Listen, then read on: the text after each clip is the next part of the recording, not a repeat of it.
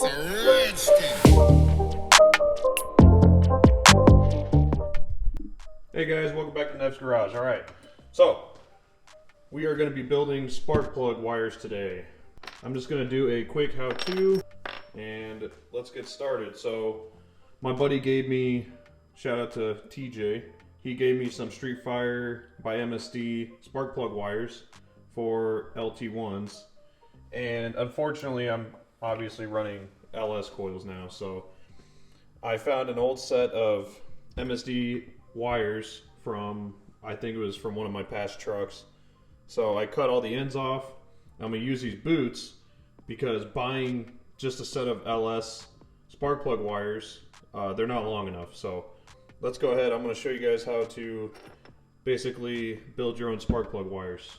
First, we're just going to go ahead and clean these guys up. The wires are brand new, so I don't have to clean those up, but we're going to clean these up and then we'll take some measurements after that. What I like to do to clean up kind of a silicone type material is WD-40. So I just spray it on here.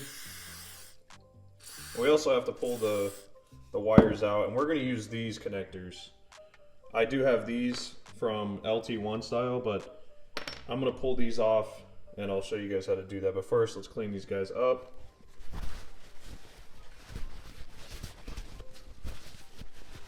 Oh yeah, look at that. Brand spanking new. So as you can see, a couple wipes, boom, pretty much brand new boots. So let me clean up the rest and then we'll get back to it.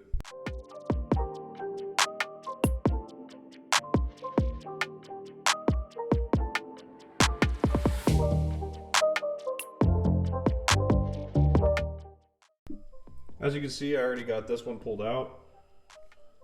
There's no wire or connector in there, so I will show you to do that. So first, I know it sucks, but you do have to cut these. So whether you go to a junkyard or whatever, just to get the boots themselves, just the boots. I'm not talking about using the whole wire, because obviously if you cut it, you can't splice spark plug wires. So we're gonna focus on getting this little bad boy out. So first thing I want to do, I use a lot of WD-40 when I'm trying to build spark plug wires and stuff.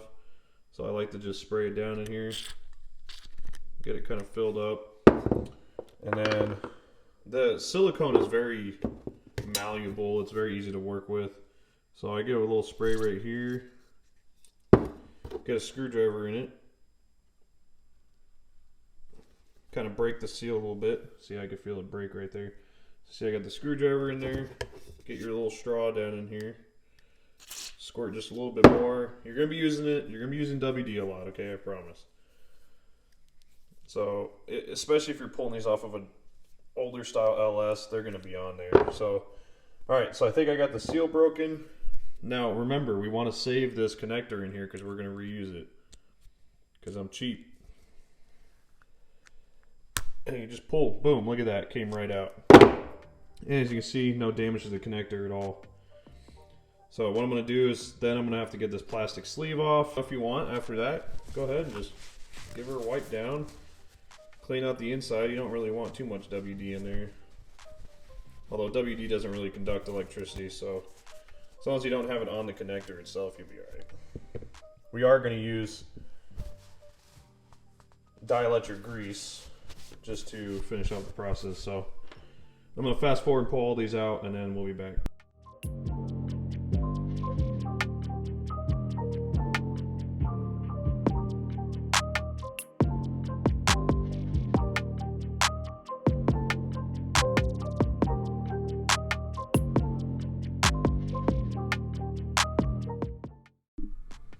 Alright, so the secret to taking these little plastic dealios off, I've ran a few test runs. I was trying to bend back the clip that holds them in, but if you just take them like this,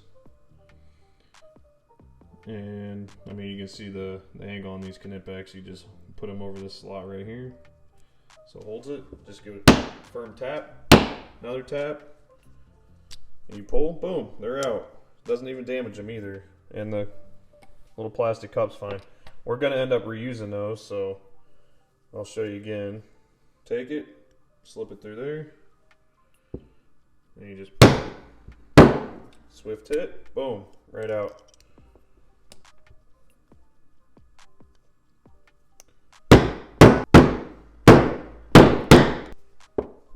This one's being a little stubborn devil right here. Last one here. That's what you gotta do. You just give her a swift hit. That's it. All right. So now we need to take these off. You know, I don't like reusing this kind of stuff, but I have to. I don't really have a choice. So what you do, you get a nice flathead from Husky. It probably cost me about 3 cents. Jam it in here, right here. So if you look at the butt end on it, little, you know, butt crack or whatever, screwdriver fits perfectly in there. So let's go ahead. Let's see what we got. Or just stab right into your finger. Ooh. MSD is pretty good at making sure there's no clearances. So the other thing you can do is you can kind of take it the reverse way, squeeze it like that, try and get a little bit of a gap in there. Might have to use thinner screwdriver. So I used a thinner screwdriver, and then I'm using the big boy now. Get in between the slots and you just twist. So, man. MSD, they definitely pour their whole heart and soul into just putting on these freaking connectors. So I just got the silicone part insulation squeezed in there. I'm just gonna twist. Whew. These are, man, these got to be thick. These plates got to be thick because usually this works every time. So it is working. It's just maybe I got to grab the other end on it. Let's try not to hurt anything here. Because again, we're reusing these. Okay, that works a lot better. Okay, once you get it pretty good opened up here, go ahead and pull this. Okay. What you're going to want to do is spread these guys right here. That's what holds the insulation in. Spread them out to where they're kind of a round barrel. And it's kind of hard. You kind of have to have some hand strength because you got to kind of hold it. These are just stubborn little devils. See, these over here, these cheaper ones, they obviously went out a little bit easier, but these ones are, okay, well now they're stuck on my pliers. So see how this one is still curled in this side? So that, we need to get that spread. And once you do one, you kind of get the hang of it and how to spread it open. All right, there we go. So see how that's spread out like that? Perfect.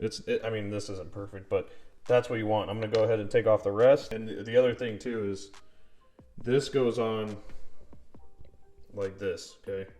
So it slides over. Otherwise, this insulation gets stuck at the very tip. So I'll get the rest pulled off.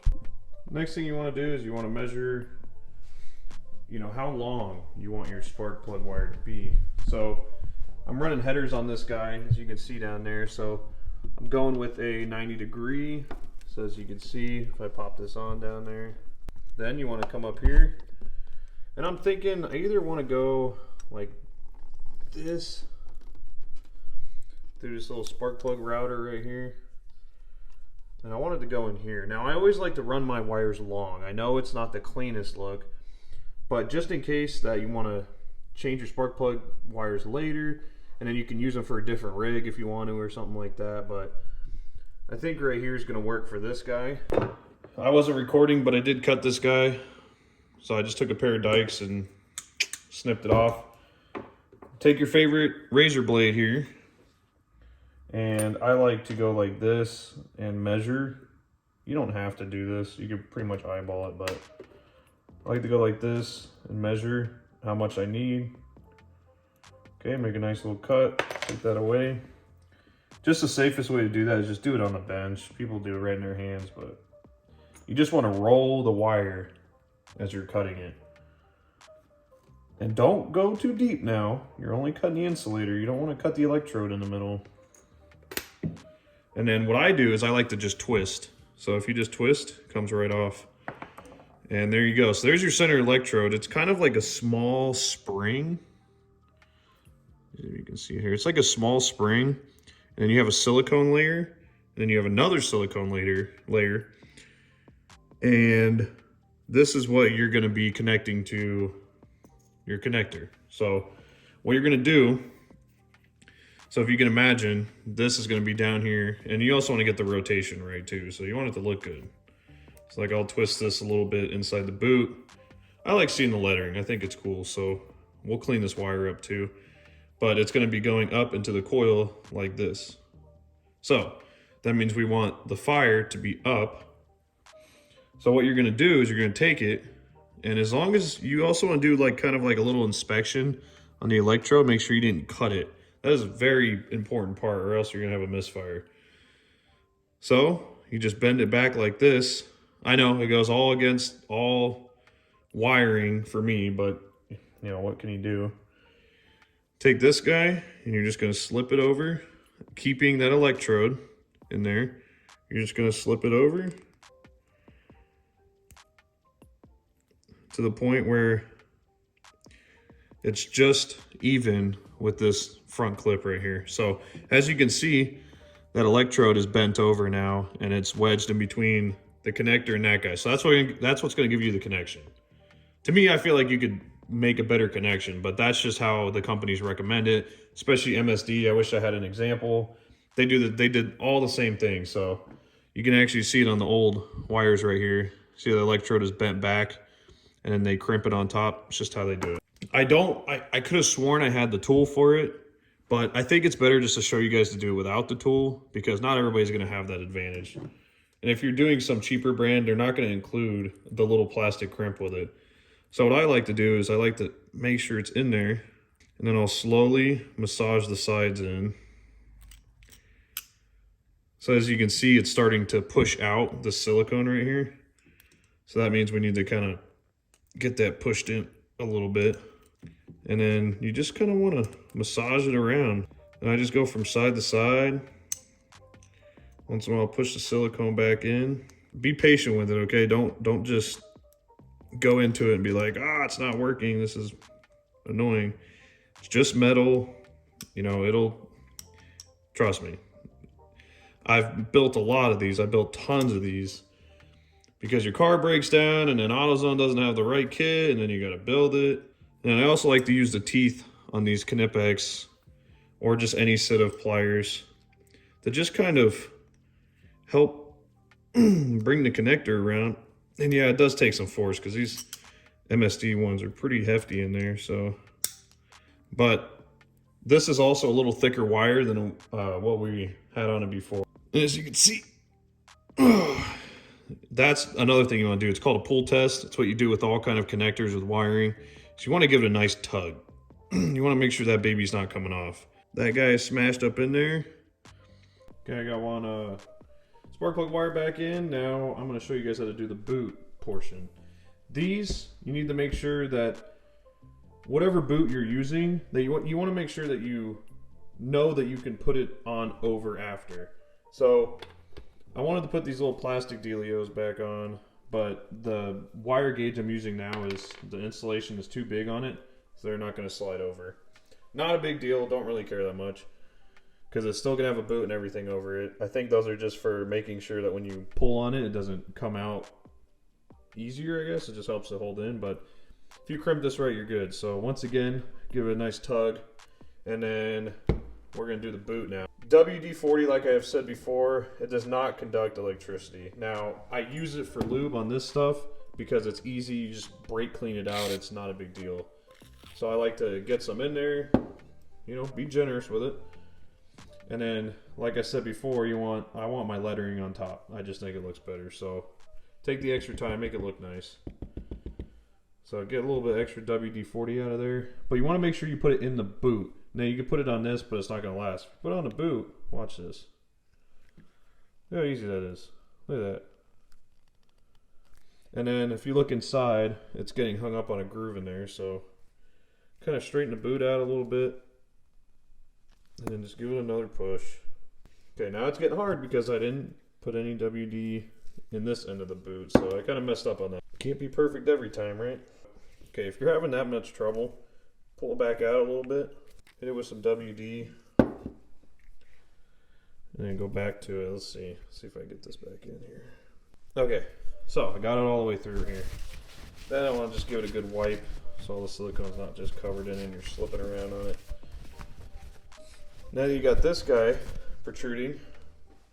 Go ahead, take some brake clean. I just spray the connector down a little bit, just get off that residual WD. Like I said, it's easy to get off, just wipe it off.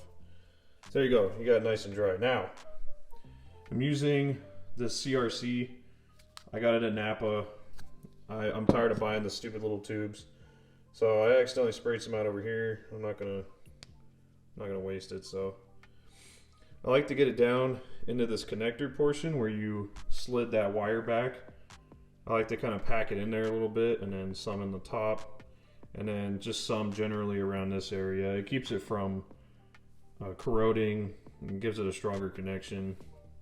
It does conduct electricity. This is one of the only greases that does that. And if you're not careful, you can give yourself a good shock if you're being an idiot. Here's why I kept it protruding out like this. Because these coils, so without that little plastic piece, there's nothing to keep the boot from basically pushing forward and the wire just sliding back, and then you don't get any connection inside. So, I like to line it up, get in there, and then if you can hear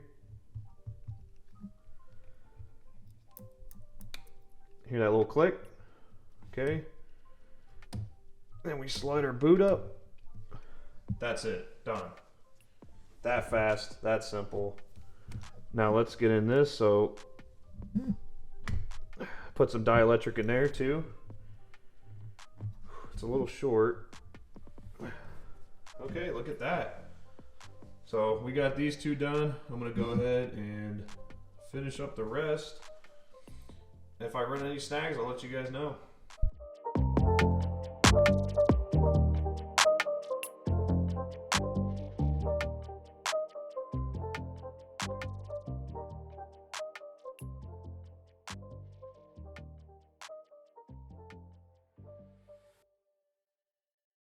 Got them all in, and that's going to do it for this episode. If you like what I'm doing to this car, please subscribe, and I'm going to be pushing out future videos on the Terminator X install that you can see kind of in the background over here. And I already posted the Torquehead 24X conversion, so go check those videos out, subscribe, like, and we'll catch you on the next one.